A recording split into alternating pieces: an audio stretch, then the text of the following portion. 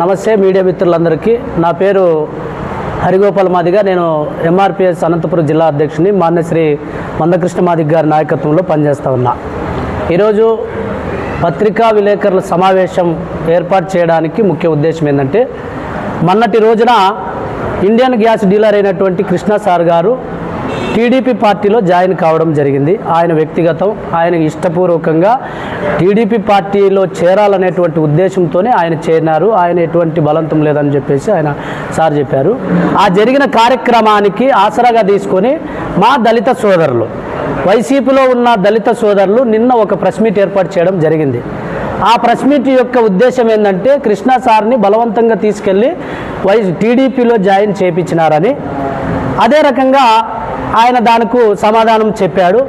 ఇక మా విషయానికి వస్తే, మా సోదరుడు బేలూరు రామాంజనేయులు గారు మాట్లాడుతూ, మందకృష్ణ మాదిగకి ఎలక్షన్ వచ్చినప్పుడు మాత్రమే వర్గీకరణ అనేది గుర్తుకొస్తుంది, మిగతా టైంలో గుర్తుకు రాదు, ఆయన తెలంగాణ ప్రాంతవాసి, ఇక్కడికి ఏం పని ఉంది అనేటువంటి మాట ఆయన మాట్లాడడం జరిగింది.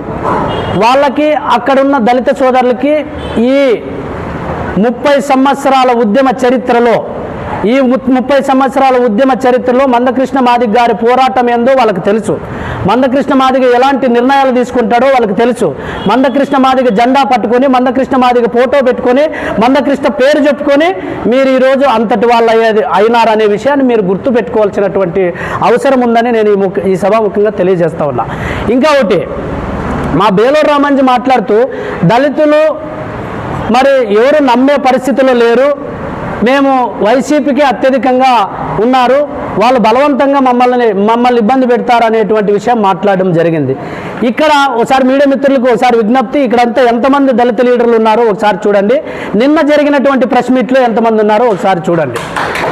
అంటే ఇక్కడ మీరు పట్టుమని 10 మంది లేనటువంటి నాయకులు, మీరు గ్రామాల్లోకి అయితే 10 మందితో ఓట్లేపించలేని చేతకాని దద్దమ్మ నాయకులు మీరు మందకృష్ణ మాదిగ గారి గురించి మాట్లాడము. మందకృష్ణ మాదిగ లేకపోతే మీకు భిక్ష లేదు. ఆయన భిక్ష వల్ల ఈరోజు ఏ పార్టీలో తీసుకున్న దళిత సోదరులు అత్యధికంగా నాయకత్వం వహిస్తూ ఉన్నారంటే మందకృష్ణ మాదిగ నాయకత్వం వల్లే ఈరోజు. మీరు దాన్ని మరిచి మాట్లాడడం సరైన పద్ధతి కాదు. దయచేసి విజ్ఞప్తి చేస్తున్నా, ఏబిసిడి వర్గీకరణ విషయంలో గత 30 సంవత్సరాలుగా మాదిగల ఆకాంక్ష, మాదిగల కోరిక ఏదైతే ఉందో దానికి అనుగుణంగా పనిచేసినటువంటి నాయకుడు, దమ్మున్న నాయకుడు, 30 సంవత్సరాలుగా చెక్కు చెదరకుండా మాదిగలకు నాయకత్వం వహిస్తున్నటువంటి నాయకుడు మందకృష్ణ మాదిగ. ఆయన పోరాటంతోనే, 30 సంవత్సరాల పోరాటంతోనే చంద్రబాబు నాయుడు గారికి ఈరోజు ఎందుకు మద్దతు ఇవ్వదలుచుకుంటున్నామంటే ఆ విషయం కూడా మీకు చెప్తా ఉన్నా. గతంలో ఈ ఉమ్మడి ఆంధ్రప్రదేశ్లో ఉన్నప్పుడు, చంద్రబాబు నాయుడు గారు ముఖ్యమంత్రిగా ఉన్నప్పుడు 1999లో ఏబిసిడి వర్గీకరణ రాష్ట్రపతి ఆమోద ముద్రంతో తీసుకువచ్చినటువంటి వ్యక్తి చంద్రబాబు నాయుడు గారు. మరి ఆ తదనంతరం 2004లో మీరు నమ్ముకున్న పార్టీ, మీరు నమ్ముకున్నటువంటి వైఎస్ఆర్ కాంగ్రెస్ పార్టీ, అప్పుడున్న కాంగ్రెస్ పార్టీ పెద్దలు డాక్టర్ వైఎస్ రాజశేఖర రెడ్డి గారు మాలలు పెట్టేటువంటి ఒత్తిడికి తలొగ్గి సుప్రీంకోర్టులో ఏబిసిడి వర్గీకరణ కొట్టేయించడం జరిగింది. ఆ విషయం మీరు గుర్తు చేసుకోవాలా. మీకు ఉద్యమకారులు, 30 సంవత్సరాల ఉద్యమ అనుభవం ఉన్న వ్యక్తులు మీరు, దళిత సమస్యల కోసం ఎన్నో పోరాటాలు చేసిన వ్యక్తులు మీరు. ఈరోజు మీరు మందకృష్ణ మాదిగ గారిని మాట్లాడేంత స్థాయి, అర్హత మీకు లేదు. ఏనాడైతే మందకృష్ణ మాదిగని మీరు కాదని మీరు పార్టీలో చేరి పార్టీకి తొత్తులుగా మారి దళితులకు మీ కళ్ళ ముందు అన్యాయం జరుగుతూ ఉన్నా కూడా ఇదే నియోజకవర్గంలో మీరు నమ్ముకున్న వైఎస్ఆర్ కాంగ్రెస్ పార్టీ, జగన్మోహన్ రెడ్డి గారి ప్రభుత్వం వచ్చిన తర్వాత ఈ నియోజకవర్గంలో ఎన్ని దాడులు జరిగినాయి, ఎన్ని అఘాయిత్యాలు జరిగినాయి, ఎన్ని దౌర్జన్యాలు జరిగినాయి. కనీసం మీరు నమ్ముకున్న 9 సంవత్సరాలు మీరు వైసీపీ పార్టీని నమ్ముకొని మీరు జెండా మోస్తే, మీరు కాపలా కాసి, మీరు కష్టపడితే, మీరు నమ్ముకున్న మీకు న్యాయమైన పదవి కూడా రాలేనటువంటి పరిస్థితుల్లో మీరున్నారు. మీరు దాన్ని గుర్తుపెట్టుకోవాల్సినటువంటి అవసరం ఉందని మా దళిత సోదరులు బీటీపీ గోవింద్ గారికి, బేలూరు రామాంజీ గారికి ఒకటే విజ్ఞప్తి చేస్తా ఉన్నా. దయచేసి ఎక్కడ మంచి ఉంటే అక్కడ దళితులు ఆదరిస్తారు, ఆ పార్టీని గౌరవిస్తారు. దాన్ని గుర్తుపెట్టుకోవాలా. ఈ 5 సంవత్సరాల కాలంలో ఒక నేత్రపల్లి రెడ్డికి సంబంధించినటువంటి బోర్వేలు మరి కోర్టు ఎదురుగా ఒక దళిత అమ్మాయిని నిర్దాక్షిణ్యంగా గుద్ది చంపేస్తే ఆ విషయంలో పంచాయతీ చేసిన మీ పెద్దలు మీరు ఏం జరిగిందో తెలుసా? ఆ పంచాయతీలో దాంట్లో ఏం లొసుగులు జరిగినాయో తెలుసా? మీ చరిత్ర తెలిసిన వాళ్ళు మేము. మందకృష్ణ మాదిగ నాయకత్వం ఈ రాయదుర్గంలో అంత ఆశామాచిగా లేదు. మేము ఎక్కడికైనా సిద్ధం.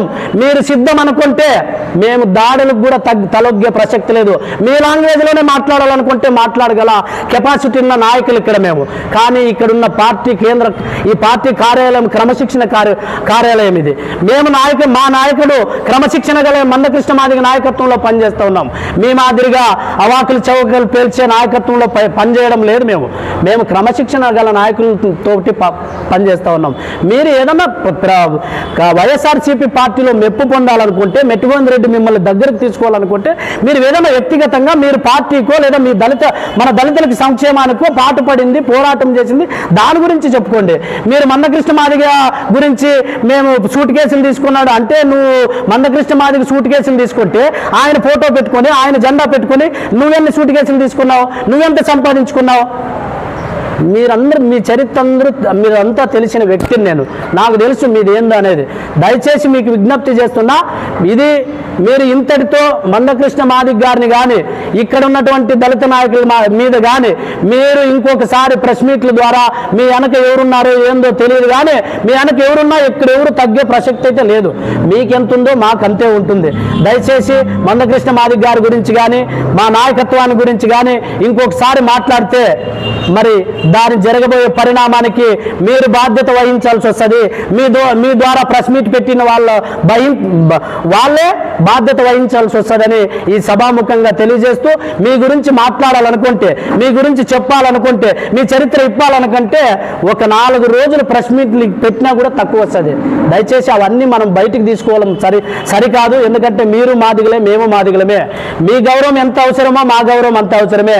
మీకు ఎంత విలువ ఉండాలని మీరు కోరుకుంటారో మాకంత విలువ ఉండాలని కోరుకున్నటువంటి వ్యక్తులు మనం అందరూ మాదిగలం. కాబట్టి మీ స్వతహాగా మీరు ఎదగాలనే ఆలోచన ఉండొచ్చు, మా స్వతహాగా మాకు ఎదగాలనే ఆలోచన ఉండొచ్చు. అంతే తప్ప మీరు వ్యక్తిగత దూషణలు ఎవరో బలవంతం చేసినారనో లేదా ఇంకోటి చేసినారనో, మందకృష్ణ మాదిగ మోసం చేసినారనో, మోసం చేస్తే 30 ఏళ్ళు వచ్చే ఉద్యమంలో 20 ఏళ్ళుగా మీరు ఎందుకు పనిచేసినారు? ఈ ఆంధ్రప్రదేశ్లో ఉన్న నాయకత్వం ఏబిసిడి వర్గీకరణ గురించి జగన్మోహన్ రెడ్డి గారితో ఎందుకు మాట్లాడించలేకపోతుంది? ఈ 4 ఏళ్లలో, ఈ 5 ఏళ్లలో కనీసం మాదిగా అనే పేరు చెప్పుకోవడానికి కూడా మరి ఇష్టపడిన జగన్మోహన్ రెడ్డి గారితో కానీ, ఈ నియోజకవర్గంలో ఎమ్మెల్యే అభ్యర్థిగా ఉన్న, గతంలో ఎమ్మెల్యే అభ్యర్థిగా ఉన్న రామచంద్రారెడ్డి గారితో కానీ, లేదా ఇప్పుడున్న మెట్టుగోవింద్ రెడ్డి గారితో కానీ మీరు వర్గీకరణ చేస్తాం, వర్గీకరణ కట్టబడి ఉన్నాం, అది మీది న్యాయమైన డిమాండ్, మేము ఖచ్చితంగా పెద్దవాళ్ళతో మాట్లాడి మేము సమర్థిస్తామని మాట్లాడించండి. మీరు ఈ ఆంధ్రప్రదేశ్లో ఉన్న ఎంఆర్పిఎస్ నాయకత్వం కానీ ఇంకో నాయకత్వం కానీ మీరు నమ్ముకున్న నాయకులు కానీ మీరు మాట్లాడించండి. అంతేగాని మీరు ఏదో మీరు వ్యక్తిగత లబ్ధి పొందడానికో, మీరు వాళ్ళతో మనలు పొందడానికో ఇతరులపైన మాట్లాడితే సహించేది లేదని మేము తెలియజేస్తూ ఉన్నాం. అదే రకంగా మీరు ఇప్పుడు కృష్ణ సారు ఇక్కడ వచ్చినారనేటువంటి ఉద్దేశంతో మీరు ఈరోజు ప్రెస్ మీట్ పెట్టినారు. మిమ్మల్ని నమ్ముకొని 9 ఏళ్ళుగా మీరు ఆయనకి సేవ చేసి ఆయన మిమ్మల్ని ఎంతో ఒక స్థాయికి తీసుకువచ్చిన వ్యక్తి కాపు రామచంద్రారెడ్డి గారు. కాపు రామచంద్రారెడ్డి నమ్మిన బంటులు మీరు. ఆయనకి టికెట్ రాకపోతే మీరు ఎందుకు ప్రెస్ మీట్ పెట్టలేకపోయినారు? అధికారంలో ఉన్నప్పుడు రామచంద్రారెడ్డికి మంత్రి పదవి ఇకపోతే మీరు ఈ రాయదుర్గం బంద్ చేయించినటువంటి వ్యక్తులు మీరు. ఆయన చెప్తే ఈరోజు ఎందుకు బంద్ చేపీయలేదు? రామచంద్రారెడ్డికి టికెట్ రాకపోతే ఎందుకు బంద్ చేపీయలేదు? ఆయనకు టికెట్ రాకపోతే ఆయన పక్షాన్ని మీరు ఎందుకు నిలబడలేకపోతారు? దానికి సమాధానం చెప్పాల్సినటువంటి అవసరం మీ మీద ఉంది. మిత్రులారా, దయచేసి మా మీద కానీ, మందకృష్ణ మాదిగ గారి మీద కానీ, మా ఎంఆర్పిఎస్ నాయకత్వం మీద కానీ, మేము మద్దతు ఇచ్చే మా దళిత సోదరుల టీడీపీలో ఉన్న దళిత సోదరుల మీద కానీ మీరు ఇంకొకసారి ప్రెస్ మీట్లు కానీ అవాకులు చవాకులు కానీ పేలిస్తే ఇక్కడ ఎవరు చూసుకునే ఉండే పరిస్థితి లేదు. అవసరమైతే ఎందుకైనా సిద్ధంగా ఉంటాం.